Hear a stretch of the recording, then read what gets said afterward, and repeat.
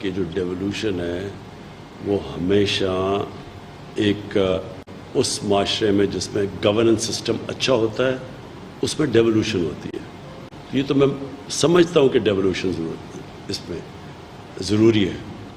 جہاں تک آپ نے 18th امینڈمنٹ کی بات کی, کوئی 18th امینڈمنٹ سے اختلاف نہیں کر رہا, لیکن 18th امینڈمنٹ میں کئی ایسی چیزیں انہوں نے جلدی میں ڈال دی ہیں جن کو ریویو کرنا پڑے گا. مثلا ماحولیات ہے, ماحولیات سارے پاکستان میں ایک ہی جگہ سے ہونی چاہیے.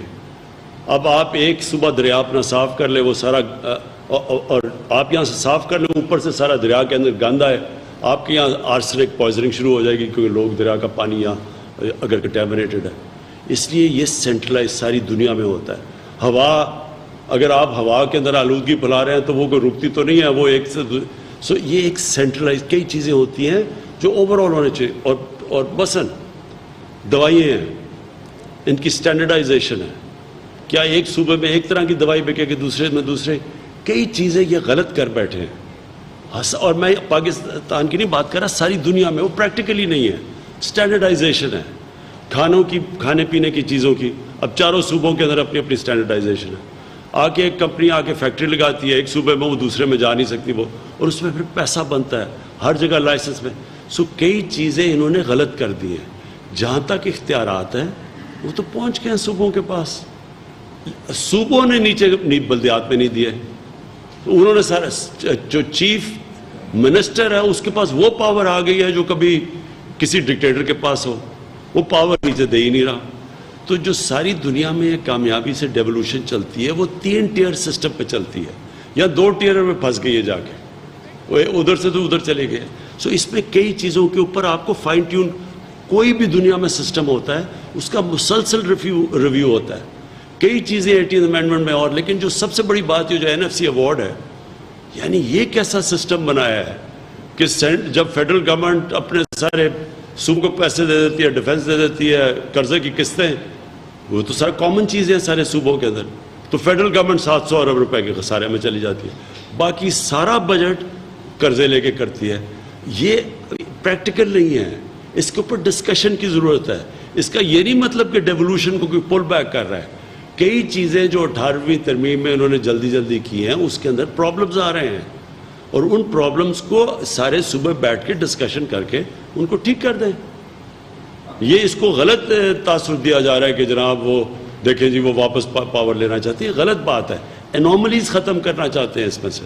کہ آٹے کا کرائسس ہوا تھا, اس کی رپورٹ کا کیا ہوگا, IPPs کا کیا ہوگا, اور دوسری بات یہ کہ آپ کی جو صوبائی یہاں پہ PTI کی قیادت ہے وہ سندھ حکومت کی کارکردگی کو بنیاد بنا کر مرکز کو مداخلت کی جو ہے وہ اپیلیں کرتی ہے. آپ کیا سمجھتے ہیں کہ کیا سندھ میں اس حوالے سے مرکز کے پاس کوئی گورنر رول کا آپشن موجود ہے؟ پہلے میں شوگر کی بات کر دوں.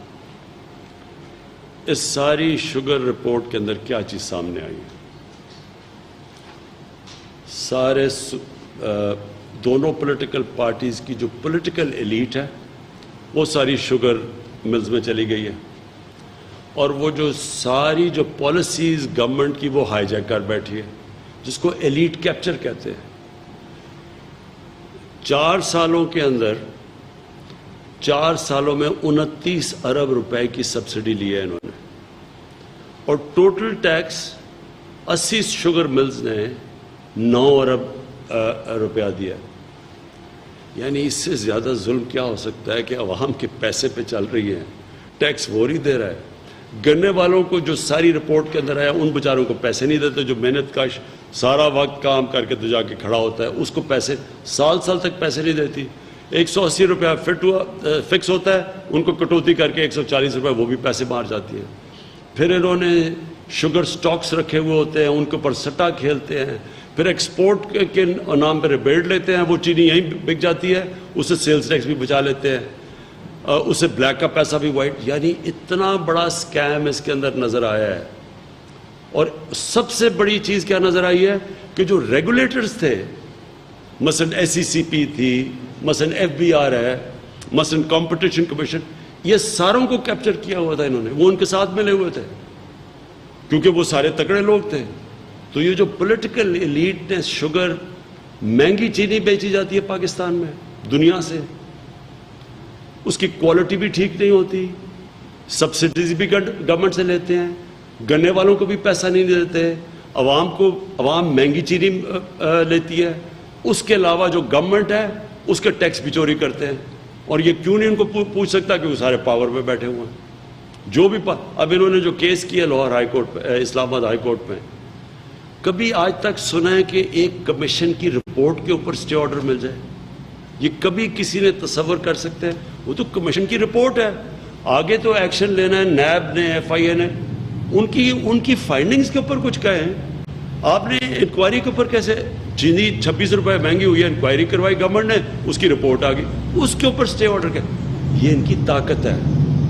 और ये सब इसके अंदर आपस में पॉलिटिकली इख्तलाफ होगा, पैसे के मामले में सब इकट्ठे हैं। और इसके ऊपर इंशाअल्लाह ये मेरा वादा है इस कौम के साथ कि आखिरी हद के ऊपर जाएंगे कि हम इनको अब एक्सपोज करेंगे, इनसे फाइन्स करवाएंगे, इनसे पैसे लेंगे, इन्होंने जो किसानों से पैसे लिए उनसे वापस करवाएंगे। चीनी की कीमत अभी से इस्लामाबाद हाई कोर्ट ने कहा कि 70 रुपए के ऊपर लेके आओ, चीनी की कीमत सस्ती हुई है, आवाम का फ़ायदा। तो ये हर हद के ऊपर जाएंगे और ये हर जगह के ऊपर आपको ये माफियाज नज़र आएंगे, आपको ये और भी बड़े बड़े ये जो कार्टेल्स बने हुए हैं, अभी उनके पीछे भी अब हम जाएंगे। जो पेंडेमिक के हवाले से जो पॉलिसी दिख रही है उसमें लगता है कि हम जो है वो हर्ड इम्यूनिटी की तरफ जा रहे हैं। अगर ऐसा है तो फिर उसका ऐलान क्यों नहीं किया जाता कि हम उस तरफ जा रहे हैं?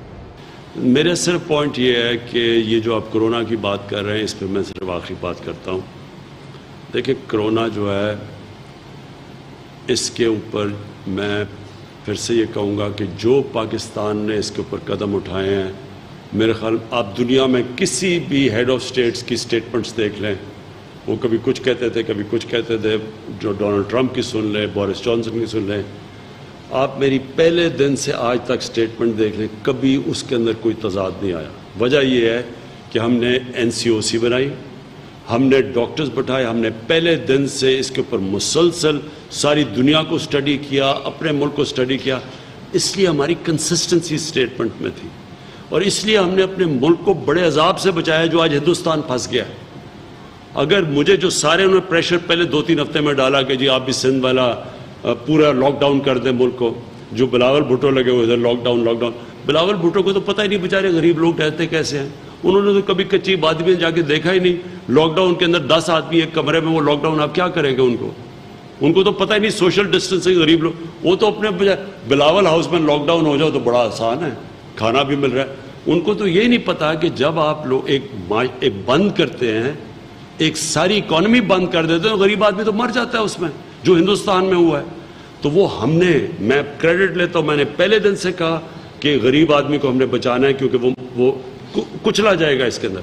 और अल्लाह का शुक्र है एहसास प्रोग्राम की वजह से, और जो हमने नीचे से अपने एग्रीकल्चर खोला रखा, अपने ये कंस्ट्रक्शन जल्दी शुरू कर दी, हमारा वो हाल नहीं है जो आज हिंदुस्तान का है। आज अब हालात देख के हिंदुस्तान में लोग भूखे मर रहे हैं। 34% उन्होंने रिसर्च की है, उनकी आबादी एक्सट्रीम पॉवर्टी में चली गई है। सो ये हमने गाइड किया। अब यहाँ से 2 रास्ते रह गए। एक तरफ रह गया कि अगर SOPs के ऊपर हम चल पड़े तो इंशाल्लाह हमारा हॉस्पिटल कोप कर लेंगे। मुश्किल होगा क्योंकि हमारा पहले अस्पतालों का हाल आपने देखा, लेकिन फिर भी गुजारा कर लेंगे। लेकिन अगर SOPs पे ना चले, मुझे अफसोस से कहना पड़ता है कि यहाँ बड़ी ज़्यादा अमवात हो गई, हॉस्पिटल पे बहुत प्रेशर पड़ेगा, हॉस्पिटल्स नहीं इस प्रेशर बर्दाश्त कर सकेंगे, लोगों को बड़ी दुश्वारियों का सामना करना पड़ेगा। तो अब हमारे ऊपर है, आवाम के ऊपर है, और मैं पूरी कोशिश कर रहा हूँ कि आवाम को बताएं कि आपके सामने भी, और सख्ती भी अब हम करेंगे। जिधर जिधर हमने देखा आवाम कोई फैक्ट्री काम नहीं कर रही, उधर हम उसके ऊपर क्लैम्प डाउन करेंगे। Thank you ji.